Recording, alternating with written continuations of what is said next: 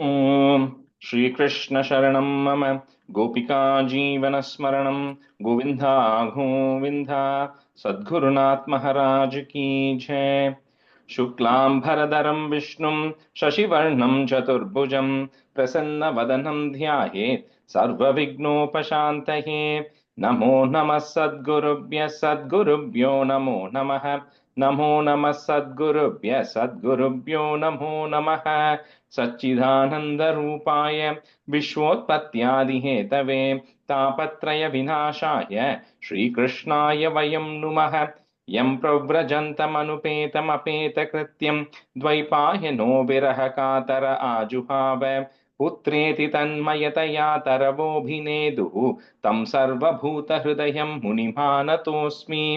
यस्वानुभावमखिल श्रुतिसारमेकम् अध्यात्मदीपमतितितीर्षतां तमोऽन्धं संसारिणां करुणयाः पुराणगुह्यं तं व्याससूनुमुपयामि गुरुं मुनीनां। योगीन्द्राय नमस्तस्मै शुकाय ब्रह्मरूपिणे संसारसर्पदष्टं यो विष्णुरातममुमुचते कालव्यालमुखग्रास त्रासनिर्नाशहेतवे श्रीमद्भागवतं शास्त्रं कलोकीरेण भाषितम् एतस्मादपरं किञ्चित् मनःशुद्धेन विद्यते जन्मान्तरे भवेत् पुण्यं तदा भागवतं लभेत्। ज्ञानवैराग्यसम्पूर्णान् हरिभक्तिपरायणान् पूर्वाचार्यातहं वन्दे सम्प्रदायप्रवर्तकान्। भगवन्नाम साम्राज्य लक्ष्मी सर्वस्व विग्रहं श्रीमद्बोधेन्द्रयोगीन्द्र देशिकेन्द्रम् उपास्महे। पितॄणां सर्गमेव च कलिकालोचितं धर्मं नाम संकीर्तनात्मकं निर्णेतुमवतीर्णं तं प्रेमिकं सद्गुरुं भजे। हरे रामेति कृष्णेति नाम संकीर्तनं सदा लोकक्षेमाय कुर्वन्तं प्रेमिकं सद्गुरुं भजे। जन्माद्यस्य यतोऽन्वयात् इतरतश्चार्तेष्वभिज्ञस्वराट् तेने ब्रह्महृदाय आदिकवये मुह्यन्ति यत्सूरयः। तेजो वारिमृदां यथा विनिमयो यत्र त्रिसर्गो मृषा धाम्ना स्वेन सदा निरस्तकुहकं सत्यं परं धीमहि। धर्मः प्रोज्झितकैतवोऽत्र परमो निर्मत्सराणां सतां वेद्यं वास्तवमत्र वस्तु शिवदं तापत्रयोन्मूलनम्।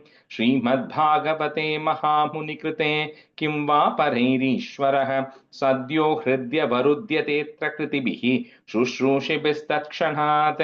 निगमकल्पतरोर्गलितं फलं शुकमुखात् अमृतद्रवसंयुतं पिबत भागवतं रसमालयं मुहुरहो रसिका भुवि भावुकाः।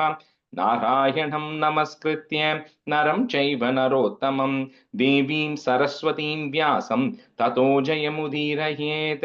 श्रीमद्भागवताख्योऽयं प्रत्यक्षः कृष्ण एव हि स्वीकृतोऽसि मया नाथ मुक्त्यर्थं भवसागरे। मनोरथो मदीयोऽयं सफलः सर्वथा त्वया निर्विघ्नेनैव कर्तव्यो दासोऽहं तव केशव। श्रीहरे नमः श्रीहरे नमः श्रीहरे नमः। गोपिका जीवनस्मरणं गोविन्दा गोविन्दा सद्गुरुनाथ महाराज की जय। Good afternoon, everyone. Okay, so we'll do the 3.7. We'll review from 15. I think I'll pick two. You can do 16 stanzas. Maybe Shobha, Ningon, Pannago, and Vasu, you can do. So one can do 15 to 31, and the other can do the rest. We'll do 15 to 31, Rajesh. Is that okay? Yeah. Yes. विदुर उवाच सञ्चिन्नः संशयो मह्यं तव सूक्ता शिना विभो उभयत्रापि भगवन् मनो मे सम्प्रधावति साद्वेतत् व्याहृतं विद्वन् आत्ममाया यनं हरेः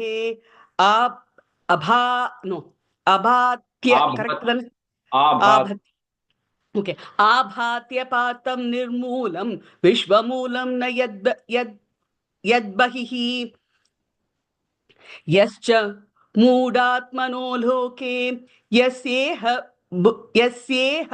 बुद्धहे परं गतः यावुभौ सुखमेधेते क्लिश्यत् यन्तरितो जनः ஏதோ தப்பு பண்ணினாங்க. Two small corrections, just the word mattum. After the comma, first line is yascha buddhev. Okay, that word. And then the second line, first word is tavubhav. Okay. திருப்பி ஒரே வாட்டி சொல்லிட்டோமா? Is that okay? Yeah. यश्च मूढात्मनो लोके यश्च बुद्धेः परं गतः तावुभौ सुखमेधेते क्लिश्यत्यन्तरितो जनः.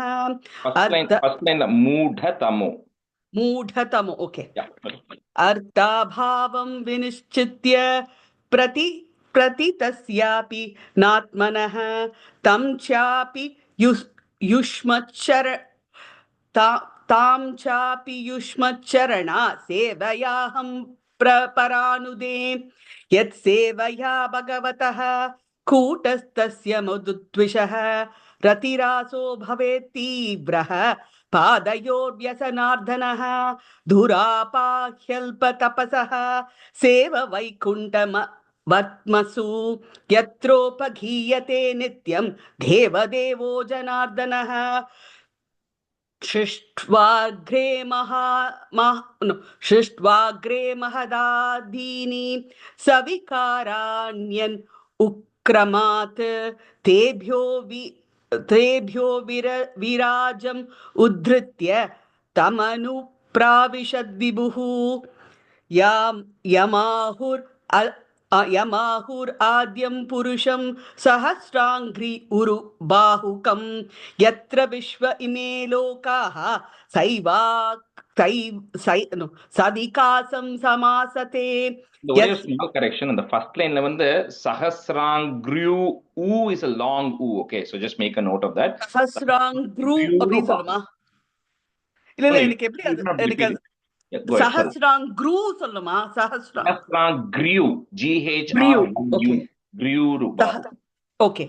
यस्मिन् दशविधः प्राणः सेन्द्रियार्तेन्द्रियस्त्रिवृत् त्वयेरितो यतो वर्णाः तद्विभूतिर्वदस्वनः यत्र पुत्रैश्च पौत्रैश्च नाप्तृभिः सह गोत्रचैः प्रजा विचित्रकृत्यः आसन्याभिरिदं ततं प्रजा.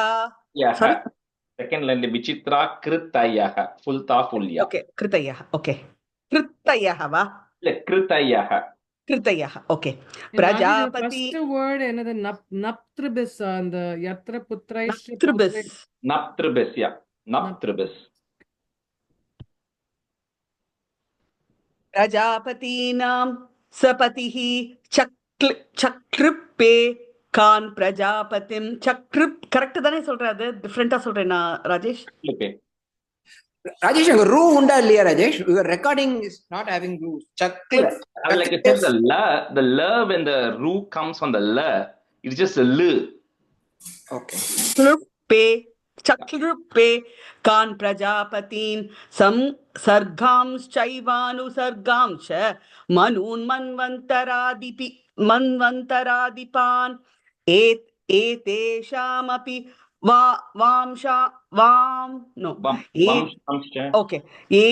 एतेषाम् अपि वंशांश्च वंशानुचरितानि च उपर्यादश्च ये लोकाः भूमेर्मित्रात्मजासते तेषां संस्थां प्रमाणं च भूर्लोकस्य च वर्णय त्रियन् मानुषदेवानां सरीश्रीप पततृणां यदनसर्ग संव्यूहम्. And the last word sarisripa patatrinam. Okay. Sarisripa patatrinam. Okay. Yadanasarga samvyuham garbhasveda dvijodbhidam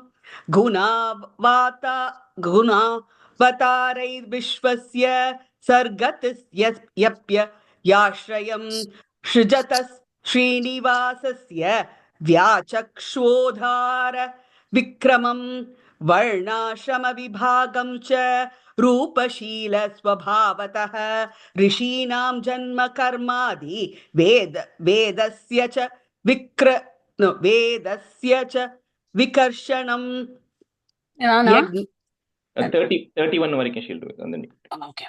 यज्ञस्य च वितानानि योग्यस्य च पतः प्रभो नैष्कर्मस्य च संख्यस्य तन्त्रं वा भगवत् स्मृतं sorry first one second line ஒரு மட்டும் நைஷ்கர்ம்யஸ்ய च சாங்கியஸ்ய नैष्कर्मस्य च सांख्यस्य तन्त्रं वा भगवत् स्मृतं पाखण्ड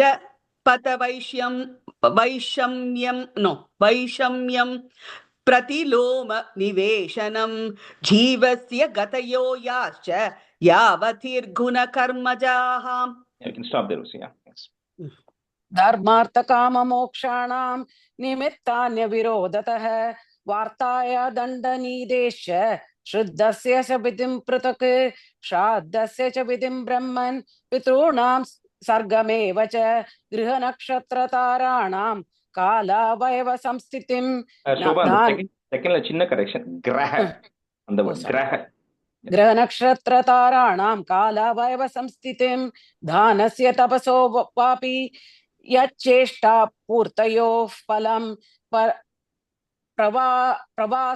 प्रवासस्तस्य यो धर्मो यस्य पुंस उतापदी येन वा भगवांस्तु तुष्येद् धर्मयो निर्जनार्दनः सम्प्रसीदति वा येषाम् एमे ददाक्य हि चानक अनुव्रता. second line after the comma etad akyahi chanaga me chonnena already comes in the previous got it yeah etatakyahi chanaka anupratanam sishyanam putranam cha dvijotama anabrushtima bruyuhu guravo deenavatsalah तत्वानां भगवंस्तेषां कदिदा प्रतिसंक्रमः तत्रैमं क उपासीरन्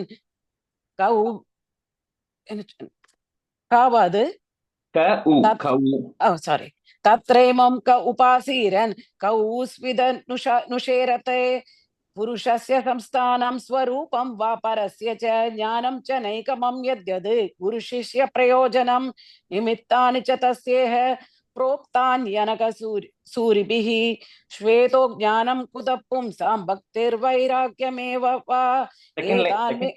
second line first word swato श्वेता sorry स्वतो ज्ञानं कुतः पुंसां भक्तिर्वैराग्यमेव वा एतान् मे पृच्छत प्रश्नान् हरे कर्म विवित्सया ब्रूहि मे ज्ञस्य मित्रत्वाद् अजया चक्षुषः सर्वे वेदाशयज्ञास तपोदानानि चानग जीवा भयप्रदानस्य न कुर्वीरन् कलामपि. श्रीशुक उवाच स इत्थमापृष्टपुराणकल्पः गुरुप्रदानेन मुनिप्रदानः प्रवृद्ध हर्षो भगवत्कथायां संज्योतितस्तं बृहसन्निवाह इति श्रीमद्भागवते महापुराणे पारमहंस्यां संहितायां तृतीयस्कन्धे सप्तमोऽध्यायः. श्रीहरे नमः श्रीहरे नमः श्रीहरे नमः. गोपिका जीवन स्मरणं गोविंद गोविंद. सद्गुरुनाथ महाराज की जय. Can you do the next 5 stanzas and the 3.8 today? अष्टमोऽध्यायः Maitreya उवाच सत्सेवनीयो पदपूर्वंशो यत्लोकबालो भगवत्प्रधानः बभूविदेहाजितदीर्तिमालं पदे पदे नयस्य भीक्षणं सोऽहं नृणां शुल्ल सुखाय दुःखं महत्कदानां विरमाय तस्य प्रवर्तये भागवतं पुराणं यदाह साक्षात् भगवानुऋषिभ्यः आसीनमुर्भ्यां भगवन्तमाद्यं संकर्षणं देवमकुण्डसत्वं विवित्स वस्तत्वमदः परस्य कुमारमुख्या मुनयोन् बपृच्छन् स्वमेव दिष्ण्या बहुमानयन्तं यं वासुदेवादि यं वासुदेवाभिधम् आमनन्ति प्रत्यग्रुताशां भुजघोषमीश दुन्मीलयन्त विबदोदयाय Second line, kosham ishat it, and then unnilayantam. Okay, the next word. Got it. Sure. Twadurnyudartrai swajadakalayaiः pasprushantdash charano. The word upasprishantash. Yes, got it. Upasruprishantas charanopadanam padmam yadaschanda hirajakanyah sapremanana bilibirvarartah. Balibirvarartah. Very good. All right. So we'll continue from 6, but I'm going to say the meaning of 3.8. So 3.8 is like a little bit of a heavy loaded chapter in terms of content. So I'm going to split the meaning into 2 parts. So first I'll say one half of the meaning and then we'll go through the other half. So this is going to be a little bit of new topic, because previously we saw that Virat Purusha form like 3 times, right? It was coming. And now it's a little bit going forward because the Sarga, which is the initial creation, is done. And now the creation of Brahma is happening here.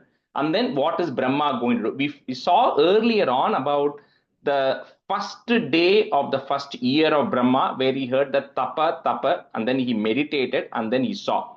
So now it's going to be a little different because it's going to be the first day of the 51st year of Brahma, which is currently now. And the timings of this, it's going to come later. So I won't get too much into the timings of it right now. But anyway, so this starts off, a little bit of how Maitreya actually got this information, right? So first, as like always, Maitreya thanks Vidura by saying that you have come from the great Puru dynasty where everybody is devoted to the Lord, so you are no exception. And the questions you are asked, I absolutely want to answer because it is going to be glorifying the Lord. So there's absolutely, I have no concerns. I want to answer it. He starts with that. Then he starts by saying that this Bhagavata Purana, long time back, the 4 Sanat Kumaras, right? And we're going to see the Sanat Kumaras come further later, so I will wait for that. But sometime in the past, the 4 Sanat Kumaras, like you, Ovidura, also wanted to know everything about the Lord, right? About creation, about everything they wanted to know. So what they did was, they decided to actually come down. And when I say come down, you think of the 14 worlds. The Sanat Kumaras are at the very top, right? So they are created by Brahma. Later on, they're going to be created by Brahma. So they're further up. They're coming down to the Garbhodaka ocean, which is at the very bottom, where this Garbhodaka Shayi Vishnu is there. So remember, like each from the Karanodaka Shayi Vishnu, multiple universes are getting created. Each of that universe, the Lord enters with his energy. And then he has one instantiation or one instance of him in that universe, which is called the Garbhodaka Shayi Vishnu. So that Vishnu is in the very bottom of the universe, sustaining the universe, right? Everything that's going to come from him in this chapter anyways. But that Vishnu, along with that Vishnu, is an extension of that Vishnu, which is the Adishesha. So Sankarshana. So just like, so wherever there is Vishnu, there is an extension of him called as Sankarshana. Now that Sankarshana also exists as Mahasankarshana with the Karanodaka Shayi Vishnu, which is the main Mahavishnu. But in each instance of the universe also, there is a Garbhodaka Shayi Vishnu. Along with him, there is an Adishesha or Sankarshana. We just keep that name as Sankarshana. So these Sanat Kumaras, so because they wanted to learn everything about the Lord, they said, who best to ask than the person who is constantly with Bhagavan, which is Sankarshana. So they then descend down, right? And it says that they descended down the Ganges river. Now, how can Ganges river be, you can descend down that? That's because this is what they are saying is all the way from, just like how a river starts somewhere and the river then ends into an ocean. Right? Always, most of the rivers, if you look at Narmadas, in the Yamuna, everything, they all go merge into some ocean. They say there is like a heavenly stream, or not necessarily physical stream of water, but there's a heavenly body which is going all the way like a spinal cord, all the way from the Satyaloka and going and joining into the Garbhodaka Shayi ocean. So that is referred to as the Ganges because of the purity of that. Now, we don't know if it is physically water or what it is, doesn't matter. But they are descending down that and they come down to the Garbhodaka ocean where Sankarshana is there. And then they ask Sankarshana to teach them about everything related to Bhagavan. And of course, Sankarshana teaches them the core concepts of Bhagavatam, everything about Bhagavan, how universe is formed, everything Sankarshana is teaching them to the Sanat Kumaras. Then the Sanat Kumaras, in turn, they go and explain this to a person called as Sankhyayana. So the Sankhya, there's not much history about him, but he's also a very spiritual person who is well known. So they explain this knowledge to Sankhya. It goes in his tradition, right? So he explains to Sankhya. Now this Sankhya goes and explains this to Parashara. Parashara is the father of Veda Vyasa, right? So he goes and explains this to Parashara. So Parashara now has got this information. And Parashara then goes and explains this to Vyasa and Maitreya. Because the sage Pulastya at one point goes and asks for it, and so he goes and explains this to Vyasa and Maitreya. So that is how Maitreya also has heard it from Lord Krishna. Remember, when the very last days he went and heard it along with Uddhava from Krishna, but Krishna gave a very condensed version. But what do you call, Parashara has given Vyasa the entire Bhagavatam, because of which Vyasa has compiled this whole thing. The same knowledge that Vyasa got, Maitreya has also got. So with this, he says, this has come through this tradition of first from Sankarshana knowing it, Sankarshana telling it to Sanat Kumara saying to Sankhya saying to Parashara telling it to Maitreya and Vyasadeva, and of course Vyasadeva eventually telling it to Shuka Brahman, and so on. Shuka Brahman telling it to Parikshit. That was one thread that was going on. And then Maitreya now telling it to Vidura, which is what is the conversation happening right now. So anyway, so that is the conversation he first said. So hey, this has been passed by tradition, right? And so let me now tell you what I have learned from Parashara, right? Vyasa's father. And then he starts about the creation of birth of Brahma. Now, the timing of Brahma's days, age, all of that is going to be covered in detail later, right? But the quick thing to know is there are two types of destructions or pralayams that happen. There's one pralayam which actually happens at the end of a single day of Brahma, which is about 4.32 billion human years. And then there is another pralayam which happens after 100 years of Brahma. So you multiply that 4.32 billion by 365 times 100. So very long duration. Depending on which pralayam is happening, different things happen. At the very end of Brahma's life, this entire Brahmandam which came out of the Karanodakashayi Vishnu is gone. Doesn't exist. No trace of it exists. It's completely gone. And then a new universe keeps springing up, right? That is at the very end of Brahma. What happens at the end of a day of Brahma is everything from the Swarga Loka, which is two lokas above the Bhuloka, everything below that is completely destroyed, completely wiped out. The other lokas physically remain. So Maharloka, Janaloka, Tapaloka, Satyaloka physically remain. But the beings don't physically remain. So I'll kind of explain it step by step, right? So from the regions wise, the bottom worlds are all gone. There are few worlds which are actually existing, right? Which is happening in the Naimittika Pralaya, which is after one day of Brahma.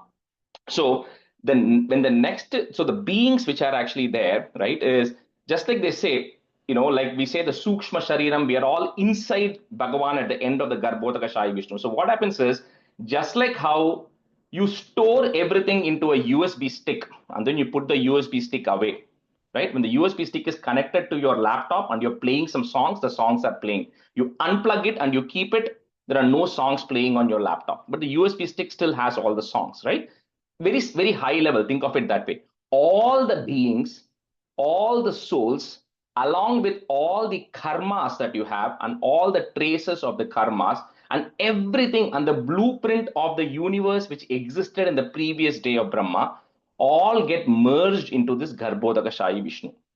Okay, so all these beings are not completely gone. They exist within the Vishnu who is inside of this Brahmanda, right? So it is now sitting in a dormant state. That doesn't mean it doesn't exist, like we said before. It is existing, but it is existing into this Garbhodakashayi Vishnu. Now, and then when the next cycle is going to start later on, everybody is going to come back. So it's like a continuation of the story, right? You pause the music, but then you come back, you continue leftover. So if you have a lot of accumulated karmas, which you have not wiped out, but Brahma's day happens to be over, your karma still don't get wiped out, right? There is a record of all of that. So next time when you're being born, you continue from where you left off, right? So it's not going to get completely wiped out after that one day of Brahma. Anyway, so this during that night time of Brahma, which is loosely referred to as night, which means the same duration of where the creation happens, there's an equal period of where the pralayam, where nothing is happening. And when nothing is happening, That's when this Bhagavan is said to be in a state of yoga nidra. So for those of you who know Devi Mahatmyam, in the first chapter, Madhukaitava Vada, Brahma will come and do a stuti to Devi to say, please wake up Mahavishnu from the yoga nidra so that he can come out, right? And then Madhukaitava, who have taken the knowledge out of Brahma, can be destroyed and Brahma can start creating. It's exactly the same thing. So he's in a state of nidra where nothing is happening, right? That's a state he's in.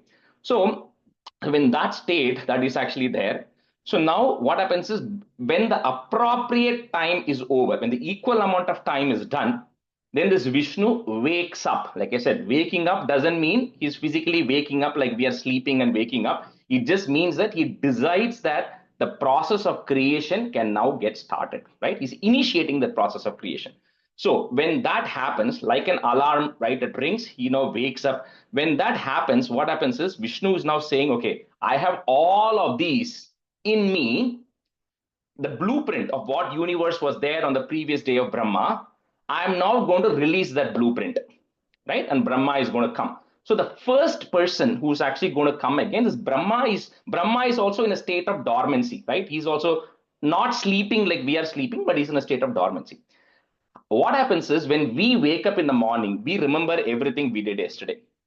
But for Brahma, every single day is like a new refresh that's going to happen. When he first comes out, because he's the first one who's going to be coming out of this Garbhodakashayi Vishnu, he doesn't remember anything. Okay, so what they say is, in this, the way they describe is a lotus bud comes out of the Nabhi of Garbhodakashayi Vishnu. Right? So you have to understand what that means. Now, the reason they say a lotus bud is if you see in the bud of a lotus, right, it is like a nice oval shaped bud.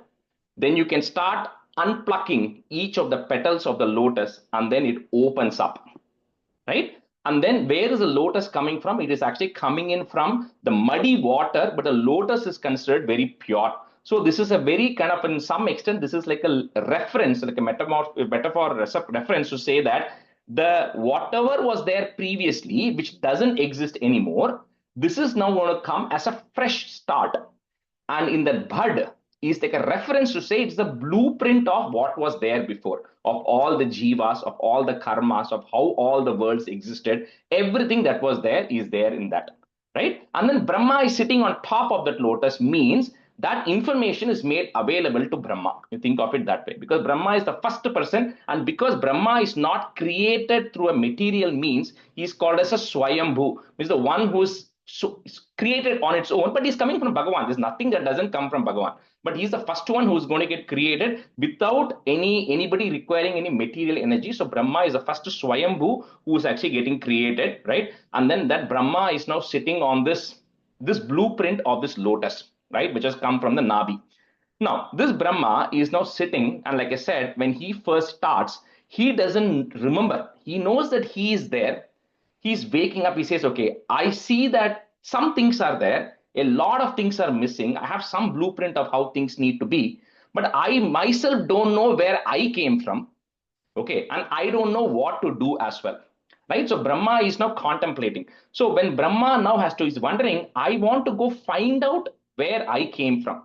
Right? So he has to, so at this point, remember, Brahma does not have a physical body. He's an energy source, right? Which is there, a high potent energy, which is there. So the Brahma is thinking. He doesn't go necessarily search. Now, of course, when it's describing it in Bhagavatam, it says he goes down the stem of the lotus to go all the way to try to get to the Nabhi of the Garbhodakashayi Vishnu. But you take it in the practical way to say, he's contemplating of where the source has come from, which has given me this information, right? Where it has all this information. I want to find out where it has come from. Where have I come from? So he starts thinking, right? We all try to answer our problems by thinking first, right? Trying to solve it ourselves.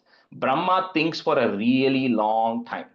And then at some point, what happens is time passes, right? And when time passes, Brahma is getting a worry of, I'm spending all this time thinking, my age is going to eventually get over at some point, right? So he's now beginning to say, okay, this is probably not the right approach because Brahma doesn't get the answers. So what he does is he stops thinking in his mind, and then he comes back and says, okay, I'm going to meditate on that Lord, right? There must be somebody who has created me. I don't know who that is at this point, but there's definitely someone who has given me some blueprint, who has created me. I'm going to meditate on that person. So Brahma then starts meditating.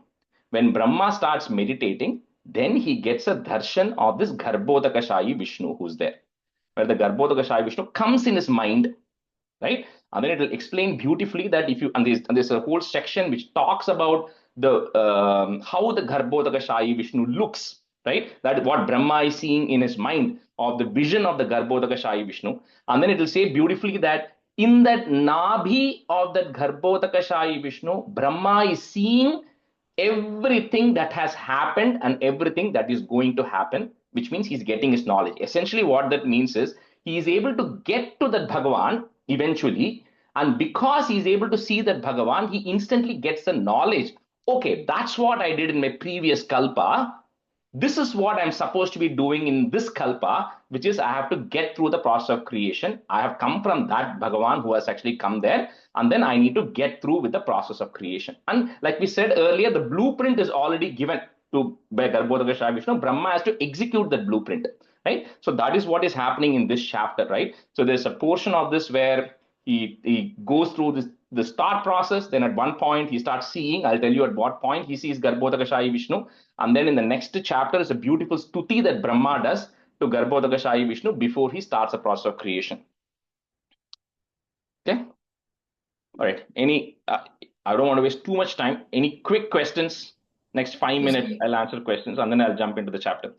I just a quick question. So that Shira Sagaram is below Padalam? No. So remember the three types. The Kshira Sagara is a different place. So the Garbhodaka ocean is different from the Kshira Sagara, which is said. Oh, the Garbhodaka ocean is what I was saying. Garbhodakashayi Vishnu who is there, right? Yeah. So from this Garbhodakashayi Vishnu, three personalities are going to come. Okay. One is Brahma, who has right now come. Okay. And the Brahma is going to get through the process of creation. Then there is a Shiva, a Rudra, who is going to come, which is going to come a little bit later. Now, this Garbhodakashayi Vishnu, you think of as he's responsible for from where this entire universe is getting formed and keeps coming into him every day of Brahma. Okay. And at the end of the 100 days of Brahma, all of them go merge into that Karanodakashayi Vishnu, right?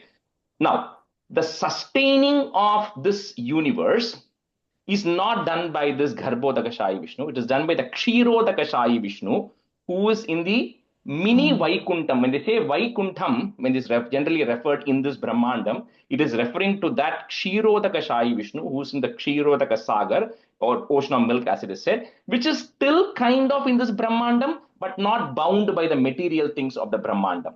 So it is above the Satya Loka of this Brahmandam. Okay, but it is associated with this Brahmandam. So when all of these people later on go to meet Narayana, and they say, I'm going to Vaikuntham to meet Narayana, when Sanat Kumaras are going, they're going to meet that Kshirodakashayi Vishnu, who's in that Vaikuntham associated with this Brahmandam. Okay. So, but then they came down, right? From the real Vaikuntham, they came down No, to not this. in Vaikuntham. The Sanat Kumaras are either in the Satya Lokam or in the Tapa Loka or one of those lokas below. Oh, okay. Right. And they're coming to the Garbhodaka ocean, which is at the very bottom where the Garbhodakashayi Vishnu is there. So that's the very bottom I was asking. So that's below Padalam? That is at the very bottom.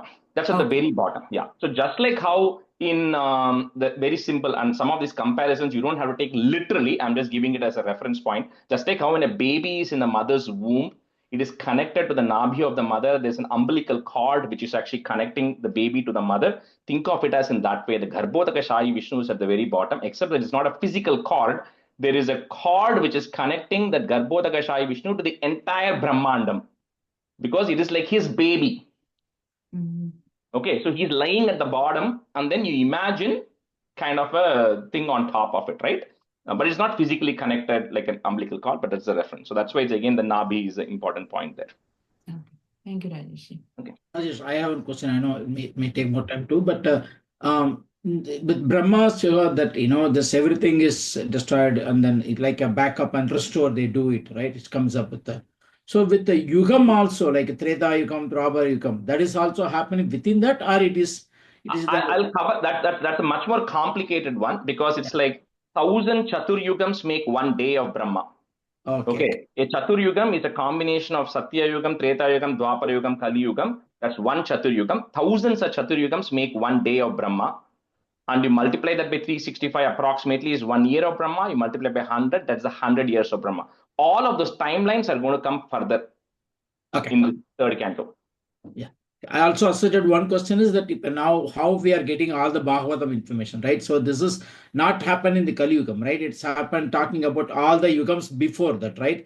So when the whole thing is destroyed and recreated, how these were all transferred to the next Yuga, right? Now how this information, like I know these So, were this little bit of thing is, in all the references, they generally do not talk much about the other kalpas of Brahma, which means the other day of Brahma, right? In majority of places, they either talk about the Brahma Kalpa, which is the first day of the first year of Brahma, or it talks about the current Shweta Varaha Kalpa, which is the first day of the 51st year of Brahma, which is now. Okay. So general references of what happened in the 5th day of the 45th year of Brahma, there are no records. Okay, there's nothing which, at least Bhagavatam also doesn't talk about it. And even in Narayanyam and Bhattatri is saying, okay, let me now tell you what happens on the first day of the 51st year of the current Brahma. Okay, so on the previous days, what happened to that, how what happened, there are no information at all. It could be the same, it could be different. But all these are reference to only that particular 51st day, whatever is talking. First day of the 51st year of Brahma. Okay, and that's going to come a little bit later. So we'll kind of go through the Sankalpam that we say and how that connects to Brahma's life and all that later. Okay. Thank you. All right. So, Anand, you can be student and Vani can be student. We'll just do one time the whole class today because we won't have much time otherwise. So we'll start from stanza 6. Muhur grinanto vachasanu put a plus skhalat padenasya kritani tajnyaha kirita sahasra mani praveka, again a plus, pradyoditodhama, double the pradyoditodhama phana sahasram. Phana sahasram referring to the 1,000-headed Adishesha, which is Sankarshana here.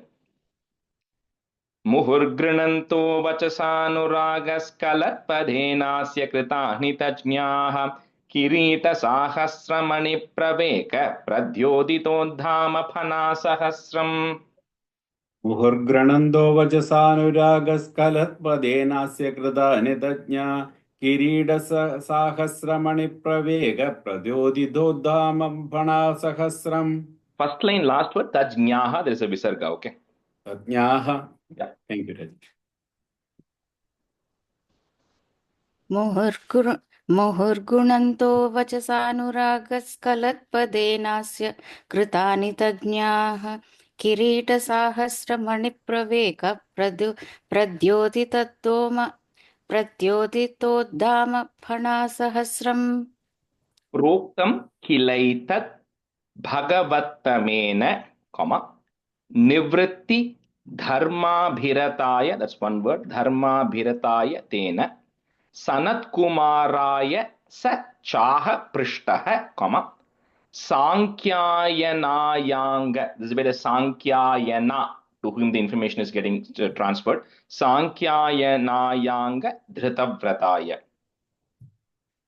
Proktam kilaitat bhagavattamena nivritti dharmabhirataya tena sanatkumaraya sachaha prishtaha sankyayanayanga dhritavrataya.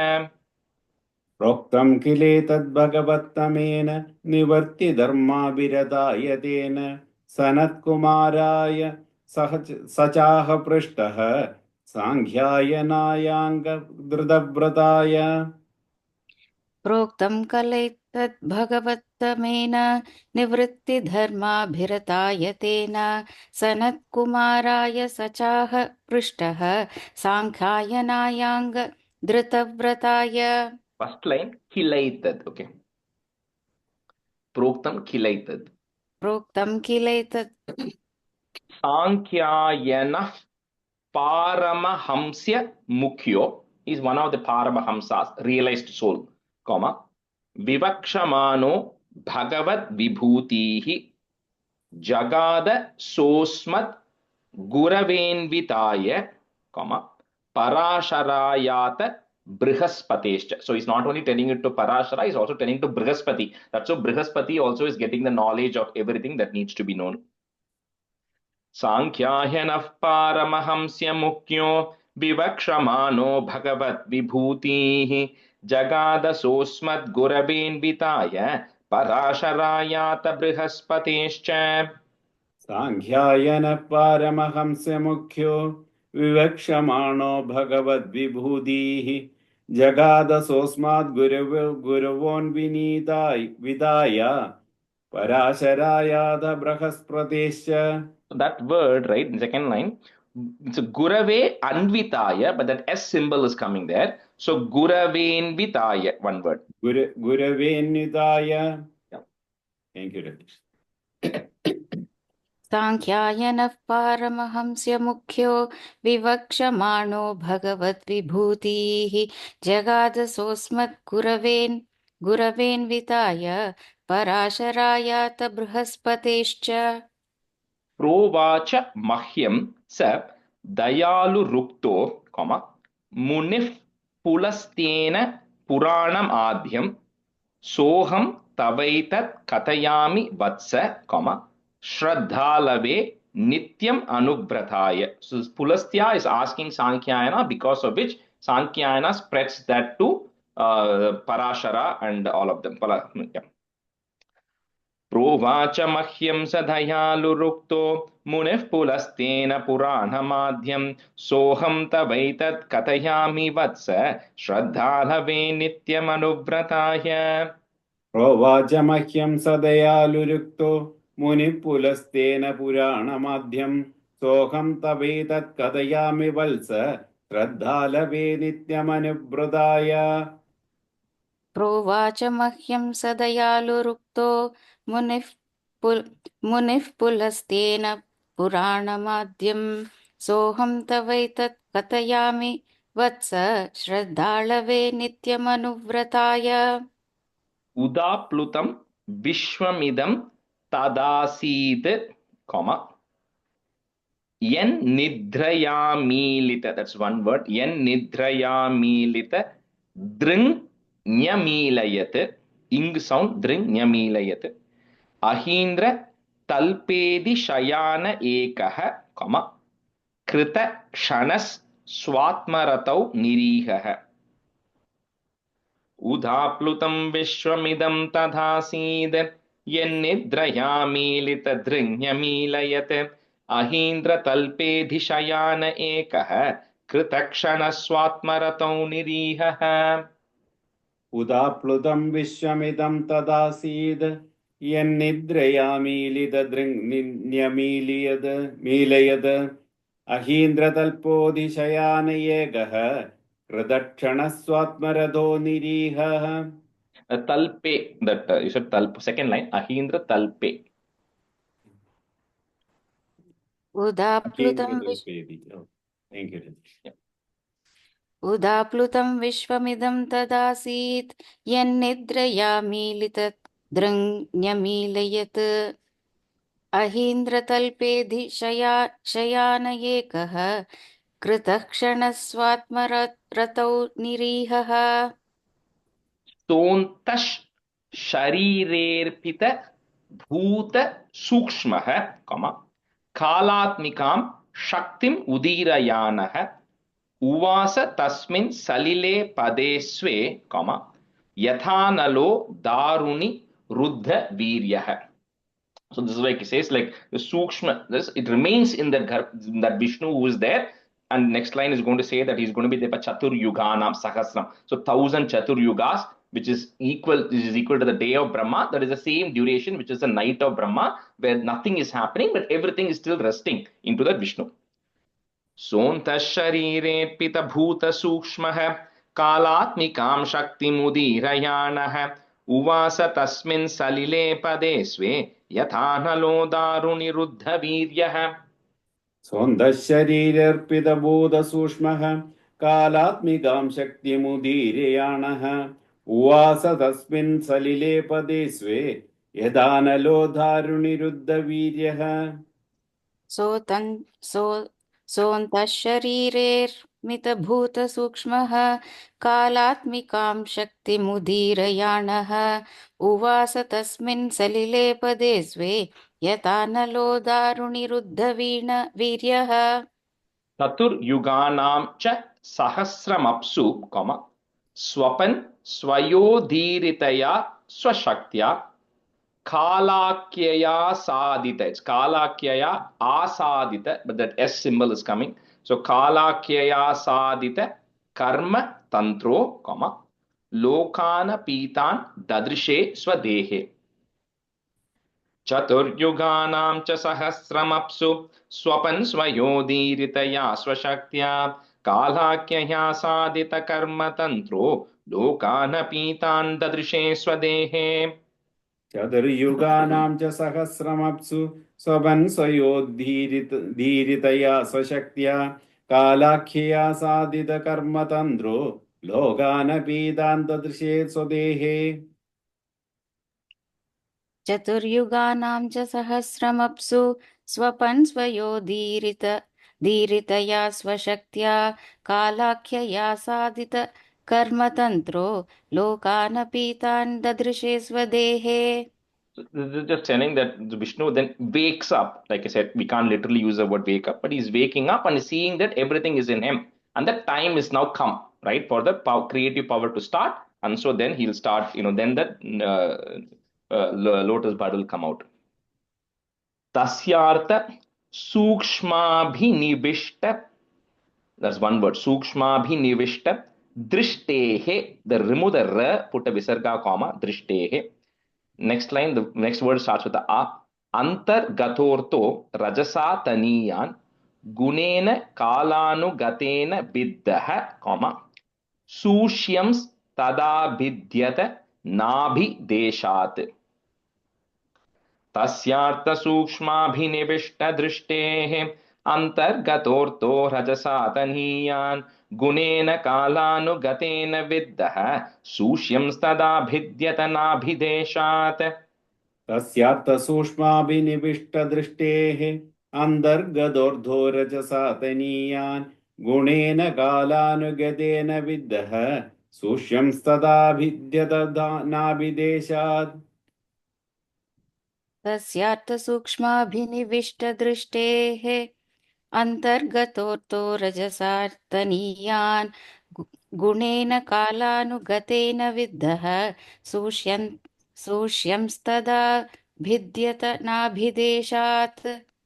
स पद्मकोशस् सहसोदतिष्ठत्, कालेन कर्म प्रतिबोधनेन स्वरोचिषा तत् सलिलं विशालं, विद्योतयन्नर्क इवात्म योनिः.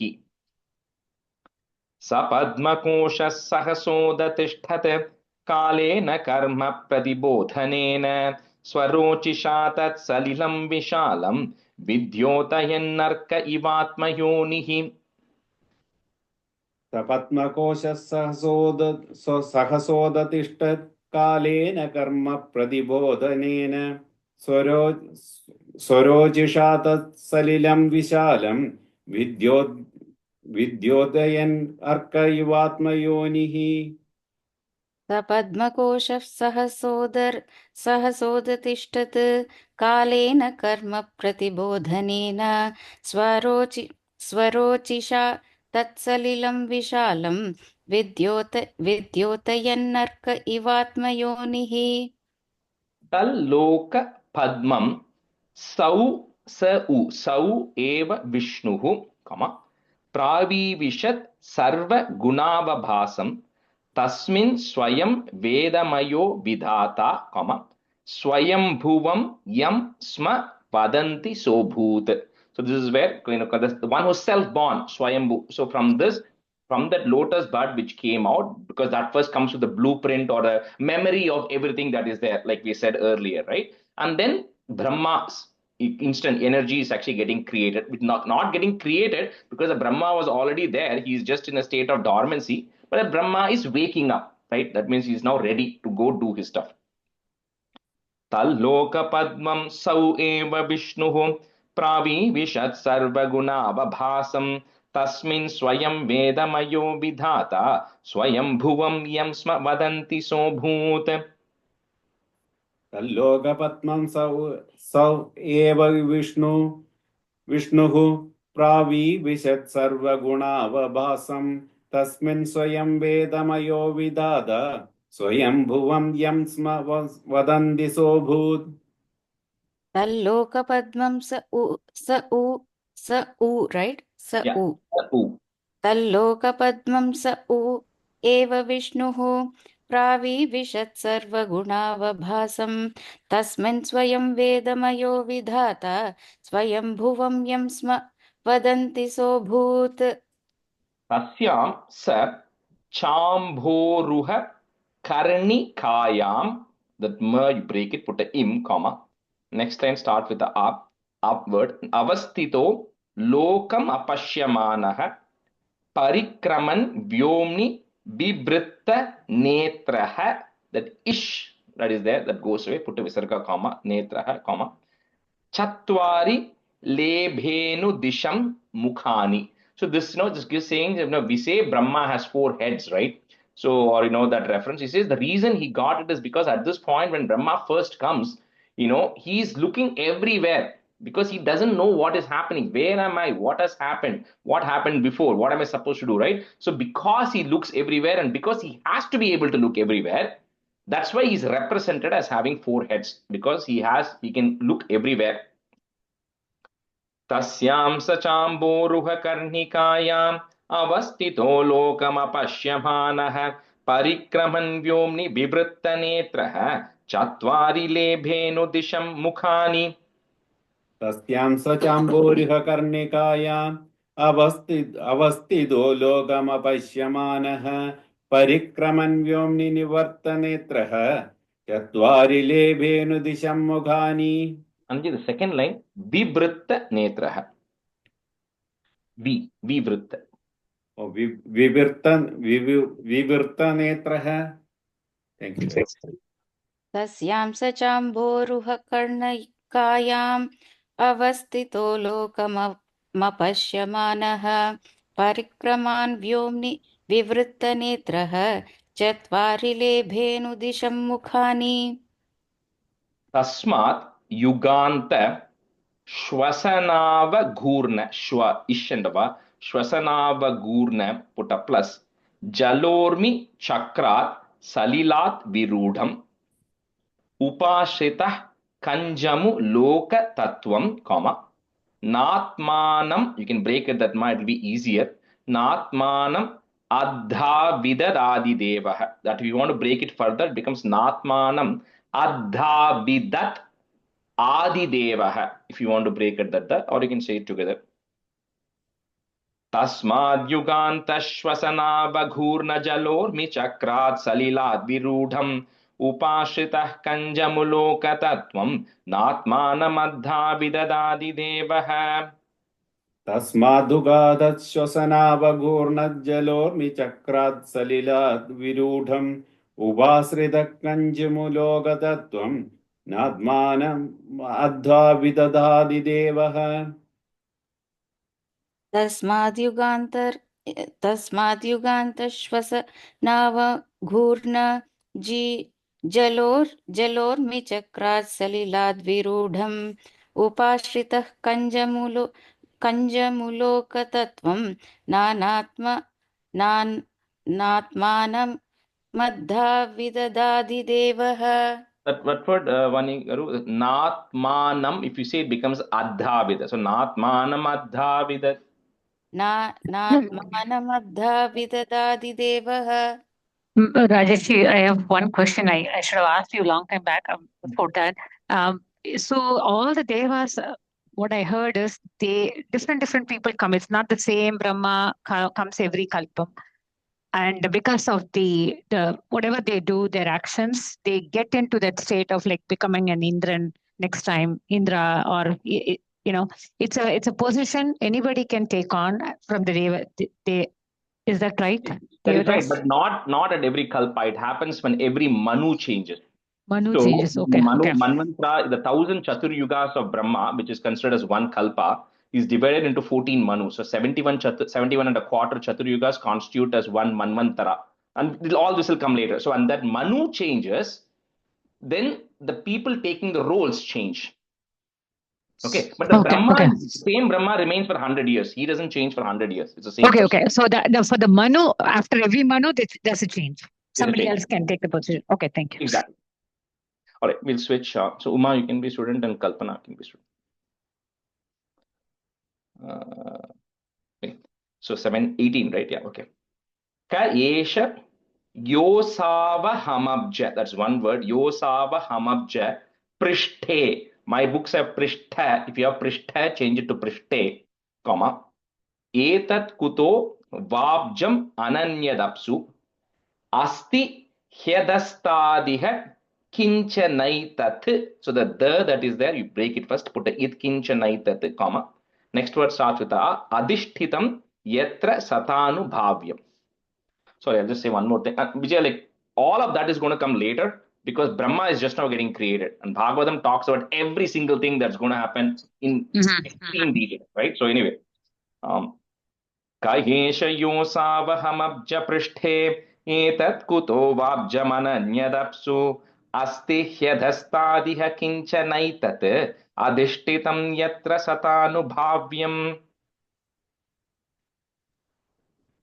एष योऽसावहमब्जपृष्ठे एतत् कुतो वाब्जमनन्यदप्सु अस्ति ह्यधस्तादिह किञ्चनैतत् अधिष्ठितं यत्र सतानुभाव्यम् एष योऽसावहमब्जपृष्ठे एतत् कुतो वाब्जमनन्यदप्सु अस्ति ह्यधस्तादिह किञ्चनैतत् अधिष्ठितं यत्र सतानुभाव्यम् स इत्थं उद्वीक्ष्य तदब्ज नाल put a plus नाडीभिरंतर जलमाविवेश narvag, okay, ir and ig, narvag gatas that hara nala put a plus nabhim vichinvams tadavindatajah. Tad avindatajah, but you can say it together, tadavindatajah. So here the nala is happening to the stem of the lotus through which Brahma is traversing down to find out. Saittamudviksha tadabjanala nadibhirantar jalama vivesh narvagatastat kharanala nala nabhim vichinvams tadavindatajah. स इत्थमुद्वीक्ष्य तदब्जनालनाडीभिरन्तर्जलमाविवेश नार्वागतस्तत्खरनालनालनाभिं विचिन्वंस्तदविन्दताजः स इत्थमुद्वीक्ष्य तदब्जनालनाडीभिरन्तर्जलमाविवेश नार्वागतस्तत् करनालनालनाभिं विचिन्वंस्तदविन्दताजः तमस्य पारे विदुरात्म सर्गम comma विचिन्वतो भूत सु महांस्त्रिनोभिः यो देह भाजाम भयमीरयानः comma parikshinotyaayurajasya. So that word, if you want to break it, the only way is parikshinotyaayurajasya. That's the only place to break it.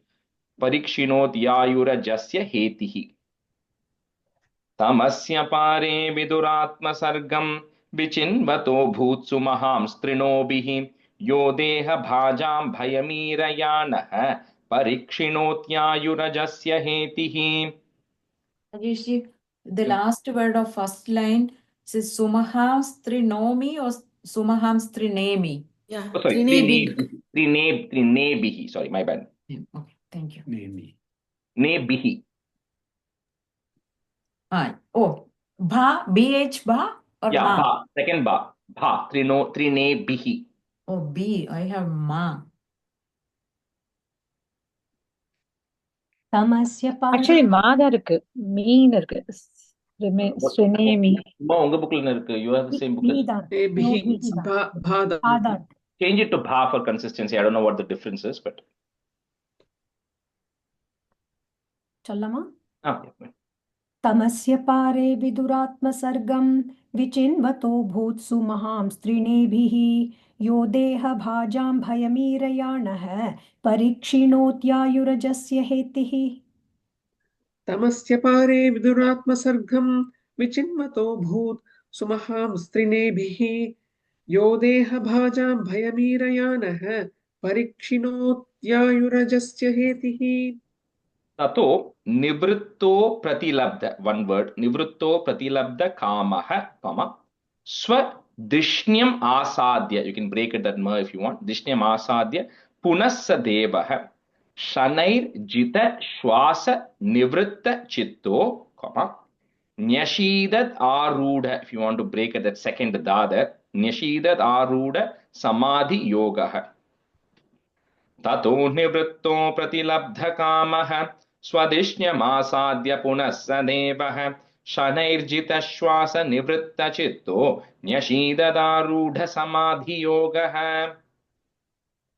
ततो निवृत्तो प्रतिलब्धकामः स्वधिष्ण्यमासाद्य पुनः स देवः शनैर्जितश्वासनिवृत्तचित्तो नशीददारूढसमाधियोगः ततो निवृत्तो प्रतिलब्धकामः स्वधिष्ण्यमासाद्य पुनः स देवः शनैर्जितश्वासनिवृत्तचित्तो न्यशीददारूढ समाधियोगः कालेन सोजः पुरुषायुषाभि पुट प्लस प्रवृत्त योगेन विरूढ़ बोधः स्वयं तदंतर हृदयेव भातं break that ma im comma apashyata pashyata yenna purvam. So he's now finally gave up and then he's looking into his own heart, which means he's trying to meditate now to see what has happened before. It's like when we are trying to source,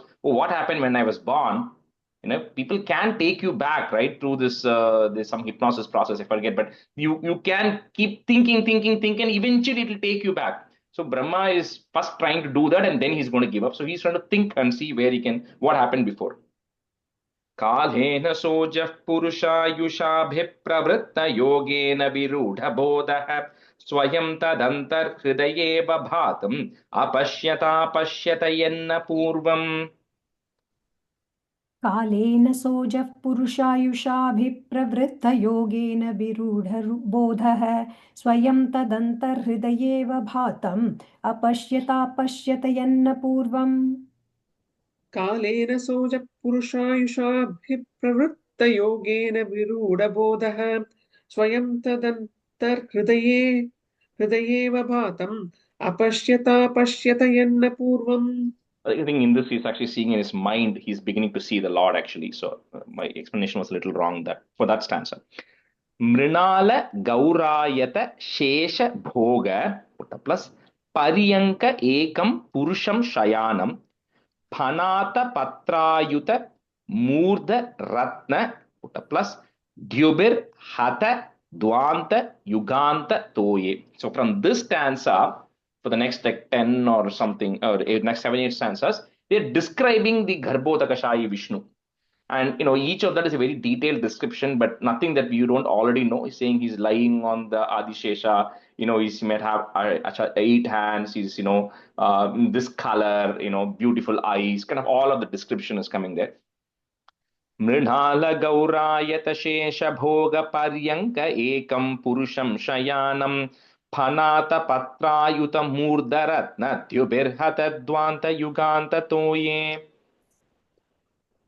मृणालगौरायतशेषभोगपर्यङ्क एकं पुरुषं शयानं फणातपत्रायुतमूर्धरत्नद्युभिर्हतध्वान्तयुगान्ततो ये मृणालगौरायतशेषभोगपर्यङ्क एकं पुरुषं शयानं फणातपत्रायुतमूर्धरत्नद्युभिर्हतध्वान्तयुगान्ततो ये. प्रेक्षां क्षिपन्तं हरितोपलाद्रेः सन्ध्याभ्रट् नीवेरुरु रुक्म मूर्ध्नः रत्नोदधा. That word cannot, I'm telling you up to one particular point. Ratnodadharaushadhi. Remember the word aushadhi. Okay, that's what is embedded in there. Ratnadadharaushadhi saumanasya. Put a plus. Vana srajo venu bhujangri pangrehe. That's one word. प्रेक्षां क्षिपन्तं हरितोपलाध्रेः सन्ध्याभ्रनीवेरुरुक्ममूर्ध्नः रत्नोदधारौषधि सौमनस्य वनस्रजो वेणुभुजाङ्घ्रि पाङ्घ्रेः. प्रेक्षां क्षिपन्तं हरितोपलाद्रेः सन्ध्याभ्रनीवेरुरुक्ममूर्ध्नः रत्नोदधारौषधि सौमनस्य वनस्रजो वेणुभुजाङ्घ्रिपाङ्घ्रे पाङ्घ्रेः. पाङ्घ्रेः sorry. प्रेक्षां क्षिपन्तं हरिलोपलाद्रेः सन्ध्याभ्रणीवेरुरुक्ममूर्ध्न्यः रत्नोदधारौषधि सौमनस्य वनस्रजो वेणुभुजाङ्घ्रिपाङ्घ्रेः. And the first line before the comma, Kalpana, Haritopaladrehe. प्रेक्षां क्षिपन्तं हरितोपलाद्रेः Ayamato vistaratas swamana. Another plus. Dehena loka traya sangrahena. Vichitra divya bharanam shukhanam. So abharanam, that's the word. Vichitra divya bharanam shukhanam, comma. Krita shriya pashrita vesha deham. आयामतो विस्तरतः स्वमानदेहेन लोकत्रयसङ्ग्रहेण विचित्रदिव्याभरणां शुकानां कृतश्रिया पाश्रितवेषदेहम्. आयामतो विस्तरतः स्वमानदेहेन लोकत्रयसङ्ग्रहेण विचित्रदिव्याभरणां शुकानां कृतश्रियापाश्रितवेषदेहम् आयामतो विस्तरतः स्वमानदेहेन लोकत्रयसङ्ग्रहेण विचित्रदिव्याभरणां शुकानां कृतश्रिया पाश्रितवेषदेहम्. He's saying it's massive in size. Of course, this is like a energy, but when you imagine that Garbhodaka Shai Vishnu, he has to be, if he has a physical shape, it has to be massive in size because from his Nabi, the entire Brahmandam is coming. So one way people explain it is, when we think of the Virat Purusha, you imagine Virat Purusha standing, right? And then you have all the 14 worlds inside of that Virat Purusha. You take that Virat Purusha and then you just make him lie down. Okay, just a reference, I'm just saying. So that becomes the Garbhodaka Shai Vishnu. Because at the end of the day, what it is saying is all the 14 worlds you're big enough for all the 14 worlds to be contained inside of you. Okay, so that is one way to imagine is that entire thing is that big. And then from his Nabhi, the Brahmandam is coming. So the bud is coming. Did we already do 25, Uma? 25 Panyaj. Panyaj. Pumsam swakamaya vivikta margaihi. So the ra that is there, remove it, put a visarga comma, margaihi. Next word starts with a. Abhyarchatam kama dugangri padmam. Pradarshayantam kripaya nakendu, put a plus, mayuka bhinnanguli charu patram. Pumsam swakamaya vivikta margaihi. Abhyarchatam kama dugangri padmam. Pradarshayantam kripaya nakendu mayuka bhinnanguli charu patram. पुंसां स्वकामाय विविक्तमार्गैः अभ्यर्चतां कामदुगाङ्घ्रिपद्मं प्रदर्शयन्तं कृपया नखेन्दुमयूखभिन्नाङ्गुलिचारुपत्रम् पुंसां स्वकामाय विविक्तमार्गैः अभ्यर्चतां कामदुगाङ्घ्रिपद्मं प्रदर्शयन्तं कृपया नखेन्दुमयूखभिन्नाङ्गुलिचारुपत्रम्. And the first line, second word, swakama, pumsam swakamaya. I heard something I thought different. Oh, okay. Pumsam swakamaya. Okay.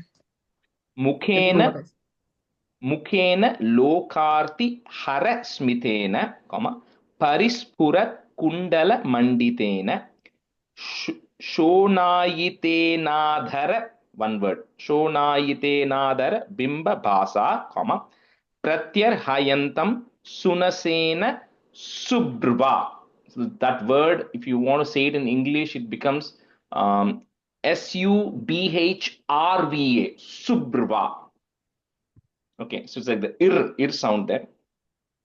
Mukhena lokartiharasmitena parispurat kundalamanhitena shonayitena dharabimba bhasa pratyarhayantam sunasena subhrva.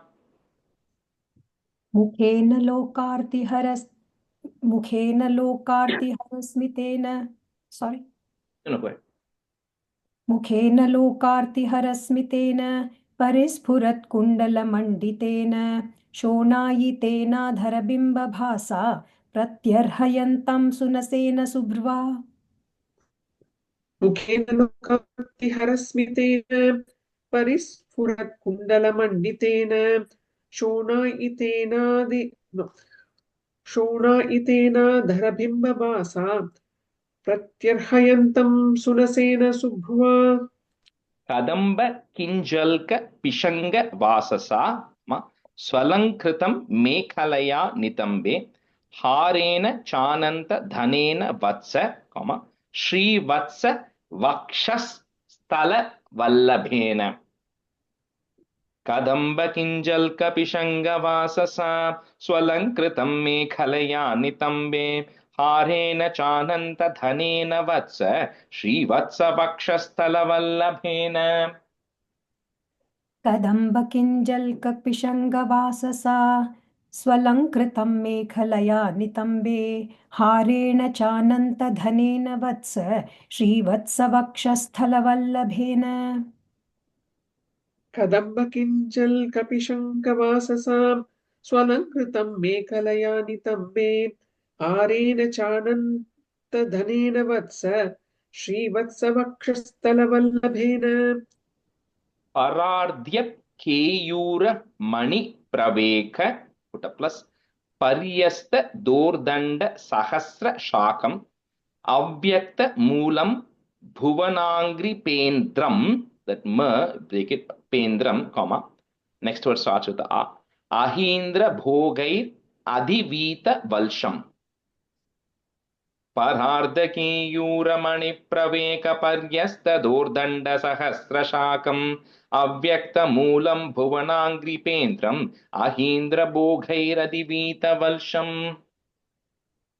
परार्ध्यकेयूरमणिप्रवेकपर्यस्तदोर्दण्डसहस्रशाखम् अव्यक्तमूलं भुवनाङ्घ्रिपेन्द्रम् अहेन्द्रभोगैरधिवीतवल्शम्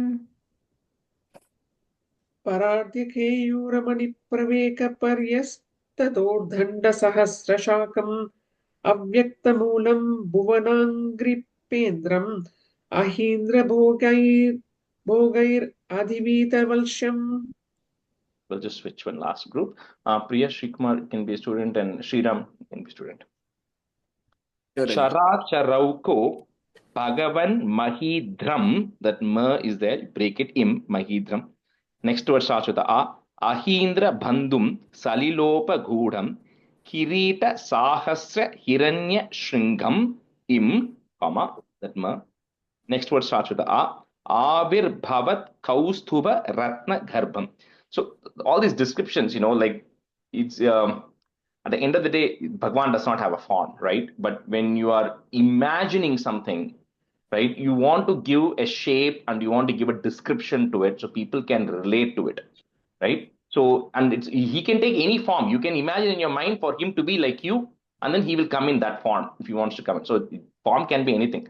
But generally, all these descriptions, or whether you're talking about this Karanodakashayi Vishnu, or you're talking about the Garbhodakashayi Vishnu, or the Kshirodakashayi Vishnu who is managing and who people go and try, is generally the same description. It's the same look that's there. The looks doesn't change, right? At the end of the day, the energy potency is different because one is managing one Brahmandam, other is managing millions of Brahmandams, right? So of course, there's a difference in the energy potential. That's all. चराचरौको भगवन्महीध्रम् अहीन्द्रबन्धुं सलिलोपगूढम् किरीटसाहस्य हिरण्यशृङ्गम् आविर्भवत्कौस्तुभरत्नगर्भम् चराचरौको भगवन्महीन्द्रम् अहीन्द्रबन्धुं सलिलोपगूढम् किरीटसाहस्रहिरण्यशृङ्गम् आविर्भवत्कौस्तुभरत्नगर्भम् सरासरौकौ भगवन्महीत्रम् अहीन्द्रबन्धुं सलिलोपकूटम् किरीटसागस्य हिरण्यशृङ्गम् आविर्भवत् कौस्तुभरत् रत्नगर्भम् Nivitam amnaya, if you want to break it that ma, Nivitam amnaya madhu brata shriya, comma, swa kirti maya vanamalaya harim, suryendu vaivagnagamam. That word cannot break it. So vaivagnagamam tridhamabihi, comma, parikramat pradhanikair durasadam. निवीतमाम्नाय मधुव्रतश्रिया स्वकीर्तिमय्या वनमालया हरिं सूर्येन्दुवायुवज्ञकमं त्रिधामभिः परिक्रमत्प्राधनिकैर्दुरासदम् निवीतमाम्नाय मधुव्रतश्रिया सुकीर्तिमय्या वनमालया हरिं सूर्येन्दुवायुवज्ञगमं त्रिधामभिः परिक्रमत्प्राथनिकैर्दुरासदम् निवीतम् आम्नय मधुवरश्रिया स्वीकीर्तिमय्या वनमालया हरिं सूर्येन्दुवायुवग्न्यकमं त्रितामभिः परिक्रमत्प्रादनिकैर्दुरासदम् तर्हेव तन्नाभि सरसरोजं, put a im in the comma. Next word starts with the a. Atmanamambash shwasanam viyacha dadarsha devo jagato vidhata, comma, natah param loka visarga drishtihi. So this is what Brahma is seeing in that Nabi when he gets a darshan of this Bhagavan. He is seeing in him, which means he can imagine how that Garbhodakashayi Vishnu is the creator of everything. Brahma is able to visualize that, how from him everything has come and how the blueprint of the universe is, how all the worlds are, how all the souls are there, how all the different types, everything he is getting the knowledge by in his mind, and he's seeing that in the Nabi of the Lord, because that is the source of everything, right? So that's where he's getting all the information. तर्हेव तन्नाभिसरसरोजम् आत्मानमम्बश्वसनं वियच्च ददर्श देवो जगतो विधाता नातः परं लोकविसर्गदृष्टिः तर्ह्येव तन्नाभिसरसरोजम् आत्मानमम्भश्वसनं वियच्च ददर्श देवो जगतो विधाता नातः परं लोकविसर्गदृष्टिः तर्ह्येव तन्नाभिसरसरोजम् आत्मानमम्बश्वसनं वियश्च तदर्श देवो जगतो विधाता नादः परं लोकविसर्गदृष्टिः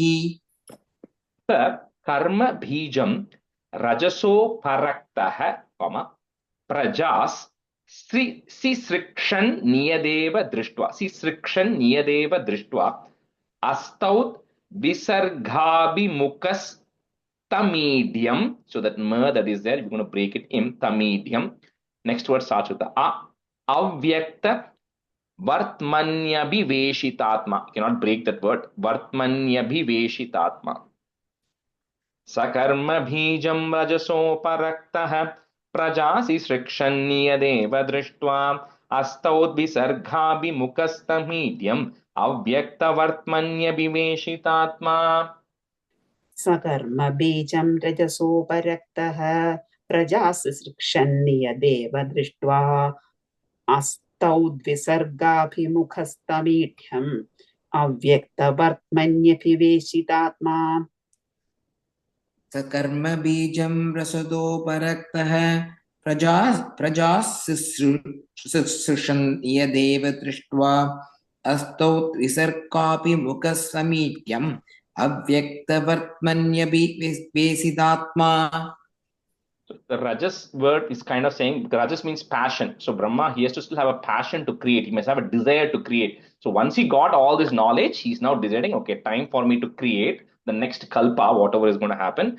And then the next chapter is the stuti that Brahma does. Before everything, Brahma always does a stuti. Anytime Brahma goes and sees Bhagavan, every single time there is a stuti that is going to be coming. And the next chapter is a beautiful stuti, very long Brahma stuti coming. तो इति श्रीमद्भागवते महापुराणे पारमहंस्यां संहितायां तृतीयस्कन्धे अष्टमोऽध्यायः इति श्रीमद्भागवते महापुराणे पारमहंस्यां संहितायां तृतीयस्कन्धे अष्टमोऽध्यायः इति श्रीमद्भागवते महापुराणे पारमहंसायां संहितायां तृतीयस्कन्धे अष्टमोऽध्यायः नवमोऽध्यायः ब्रह्मोवाच ज्ञातोऽसि मेध्य सुचिरान्ननु देहभाजां कौमा न ज्ञायते भगवतो गतिरित्यवध्यं नान्यत्वदस्ति भगवन्नपि तन्न शुद्धं कौमा माया गुण व्यतिकरात् यदुरुर्. If you want to break at the dhya, व्यतिकरात् यदुरुर् विभासि, short e. ब्रह्मोवाच ज्ञातोऽसि मेद्यः सुचिराननु देहभाजां न ज्ञायते भगवतो गतिरित्यवध्यं नान्यत्वदस्ति भगवन्नपि तन्न शुद्धं माया गुणव्यतिकरात् यदुरुर्विभासि. ब्रह्मोवाच ज्ञातोऽसि मेद्यः सुचिरान्ननुदेहभाजां न ज्ञायते भगवतो गतिरित्यवध्यं नान्यत्वदस्ति भगवन्नपि तन्न शुद्धं मायागुणव्यतिकराद् यदुरुर्विभासि. ब्रह्मोवाच ज्ञातोऽसि मेद्य सुशिरान्ननुदेहभाजां न ज्ञायते भगवतो कदिरित्यवद्यं नान्यत्वदस्ति भगवन्नपि तन्न शुद्धं मायागुणव्यतिकरात् यदुर्विभासि. रूपं यदेतत् avabodha, if you want to break it at the yatedat avabodha rasodayena comma shashvan nivritta tamasas sadanugrahaya adau grihitam avatara shataika bijam comma yennabi padma bhavanadaham abirasam. At that ma you can break bhavanadaham abirasam. रूपं ह्यदेतदवबोधरसोदयेन शश्वन्निवृत्ततमसः सदनुग्रहाय आदौ गृहीतमवतार शतैकबीजं यन्नाभिपद्मभवनादहमाविरासम्. रूपं यदेतदवबोधरसोदयेन शश्वन्निवृत्ततमसः सदनुग्रहाय आदौ गृहीतमवतार शतैकबीजं यन्नाभिपद्मभवनादहमाविरासम्. रूपं यदेतवबोधरसोदयेन शश्वन्निवृत्ततमसः सदनुग्रहाय आदौ गृहीतम् अवतार सदैकबीजं यन्नाभिपद्मभवनादहम् अमाविरासम्. भवनादहम् आविरासम्. भवनादम् अमाविरासम्.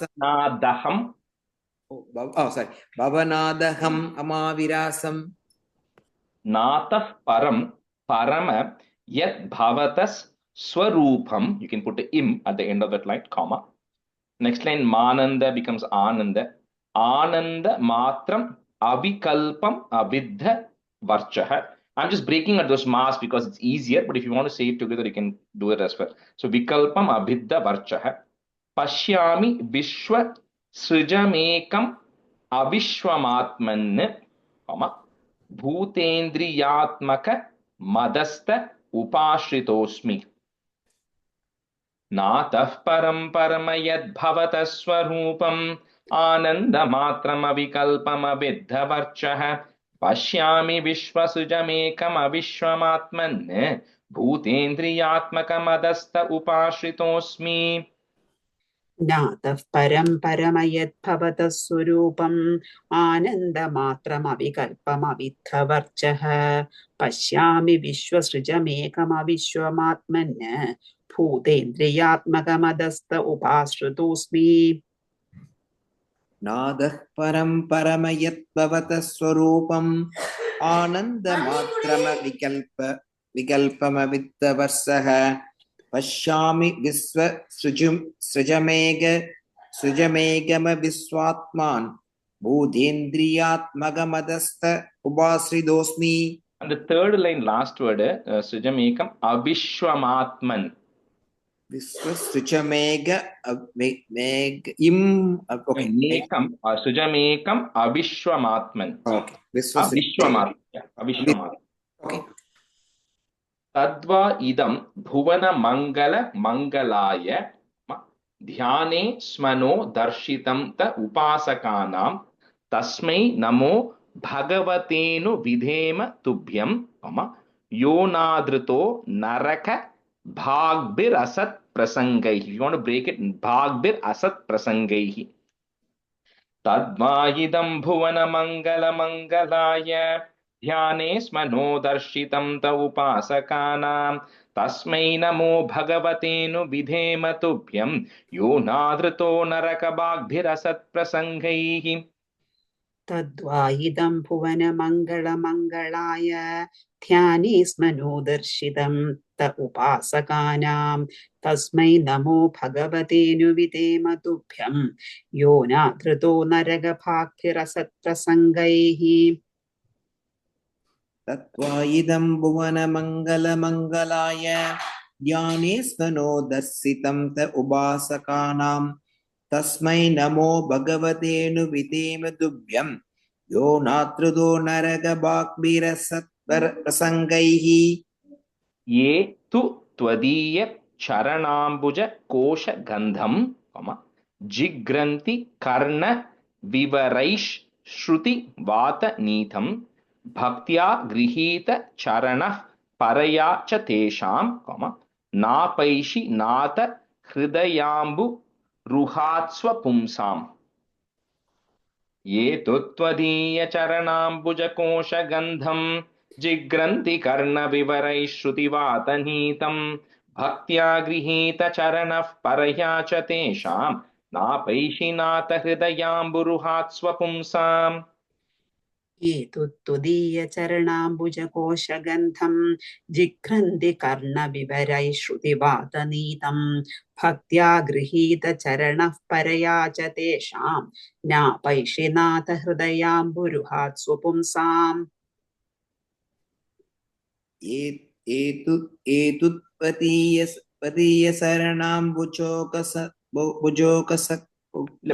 चरणाम्बुज कोश गन्धम्. एतुत्पदीयशरणाम्बुजकोशकन्दं जिघ्रन्ति कर्णविवरैः श्रुतिवातनीतं भक्त्या गृहीतचरणः परया स देशां नाभैषिनाथ हृदयाम्बुरुहात् स्वपुंसाम्. Do one more and stop. Tavat bhayam dravina. Some books have geha, some books have deha. We're going to change it to deha, dh, okay? Deha dravina deha suhrin nimittam, shokas priha paribhavo vipulascha lobha tavan mametyasat avagraha. If you want to break it, the mametyasat avagraha arti moolam, yavanna तेङ्घ्रिमभयं प्रवृणीत लोकः तावद्भयं द्रविणदेह सुहृन्निमित्तं शोकस्पृहा परिभवो विपुलश्च लोभः तावन्ममेत्यसदवग्रह आर्तिमूलं यावन्न तेङ्घ्रिमभयं प्रवृणीत लोकः. तावद्भयं द्रविणदेह सुहृन्निमित्तं शोकस्पृहा परिभवो विपुलश्च लोभः तावन्ममेत्य सदवग्रह आर्तिमूलं यावन्न तेङ्घ्रिमभयं प्रवृणीत लोकः. तावद्भयं द्रविणते सुहृन्निमित्तं Suhrin nimittam. Okay. Suhrit nimittam sokas prabha paribhavo vibulascha davan ametya sadavagraha ardimulam yavan adengrima bayam pravrinita lokaha. We'll stop here today. Shri Hare Namaha, Shri Hare Namaha, Shri Hare Namaha. Gopika Jeevana Smaranam Govinda Govinda Sadgurunath Maharaj Ki Jai. Kahena vacha manasendriyer va buddhyatmana va prakrite swabhavat karomi yatyat sakalam parasmai narayanaayeti samarpayami. This is one of the Thank you, longer Rajesh. stutis. Brahma does a lot of stutis. This particular one is a little bit of a long stuti, but very beautiful stuti. And in the end of it, even Bhagavan will say you have to chant it every day. So a lot of things are going to come like that, which you can chant every day, right? Of course, but this is one such important one, anyways. Thank you, Rajesh. Thank you, Rajesh. Rajesh. Thank you so much. Sorry, Rajesh. I was looking for my glasses. நீங்க சொன்ன உடனே தேடு இருந்தேன் கண்ணாடி. தோராயமா சொன்னேன். I'm really sorry. No, I didn't that's have my okay. glasses with me. ஒரு மாதிரி merged-ஆ தெரிஞ்சது. That's what I was able to read. I really apologize. No worries. That's okay. No problem. Thank you. Okay. Thank you. Bye, Thank you everyone. so much, Rajesh. Thank you, Bye. Rajesh. Bye, everyone. Thanks, Rajesh.